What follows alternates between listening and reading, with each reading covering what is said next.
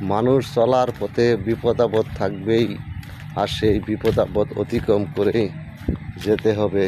আমাদের সবাইকে সবসময় সাবধানতার সাথে চলতে হবে, সবসময় জিকির এবং আল্লাহ রাসূলের নাম স্মরণ রেখে চলতে হবে।